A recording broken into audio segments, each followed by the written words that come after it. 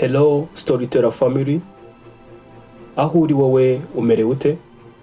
Mureke menye uko mumerewe naho muherereye muri comment section.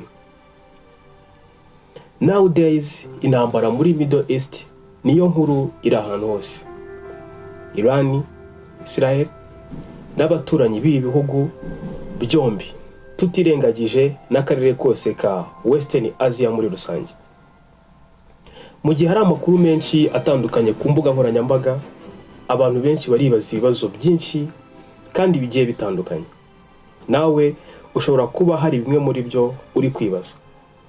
Ese abaturage ba Israel umutekano wabo uhagaze gute?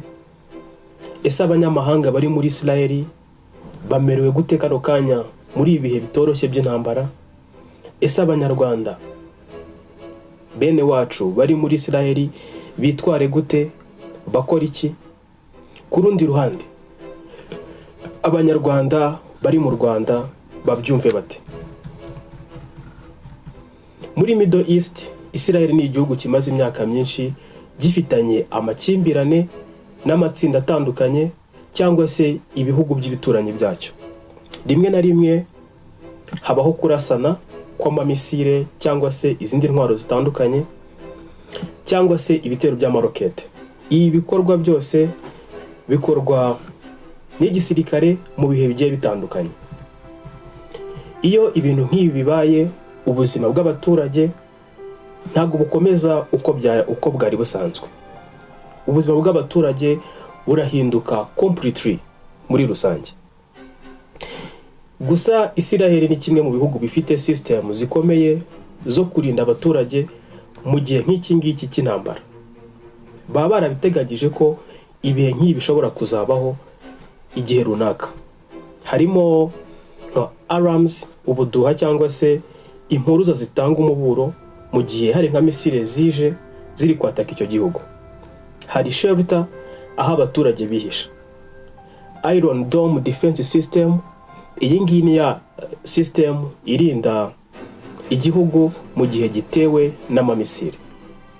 Ibi rero bituma abaturage babasha kubona umwanya wo kwihisha mbere yuko igitero kibageraho.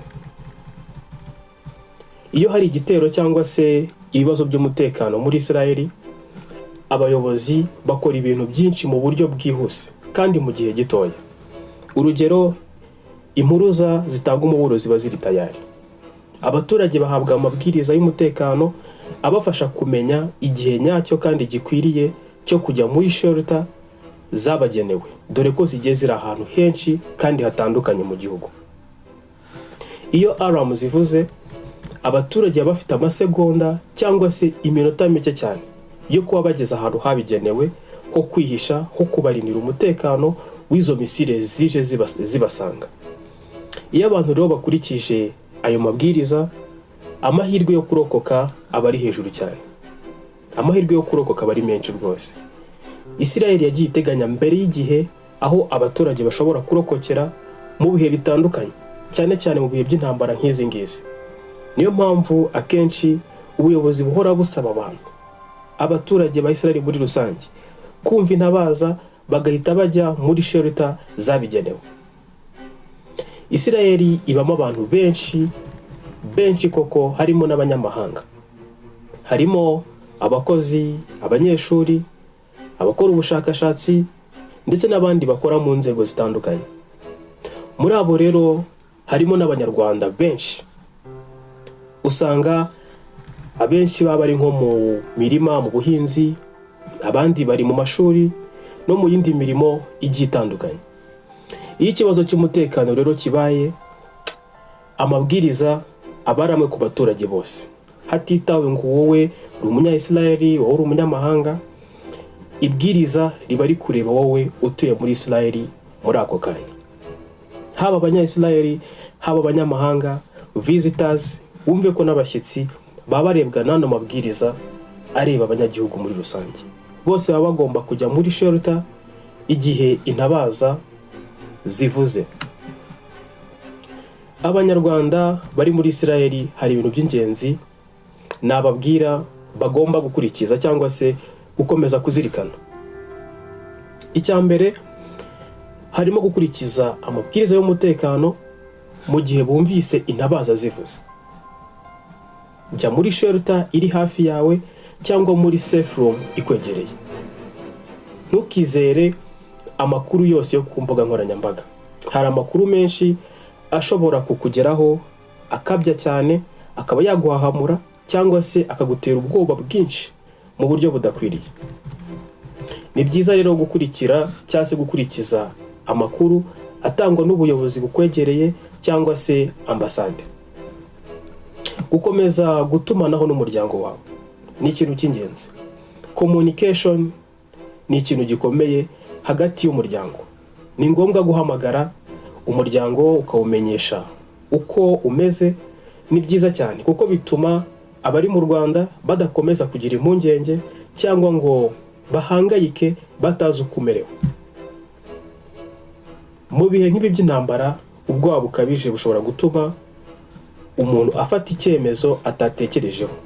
Irinde rero guhubuka mu myanzuro yose ufata. Ni byiza gutuza ugakurikiza amabwiriza.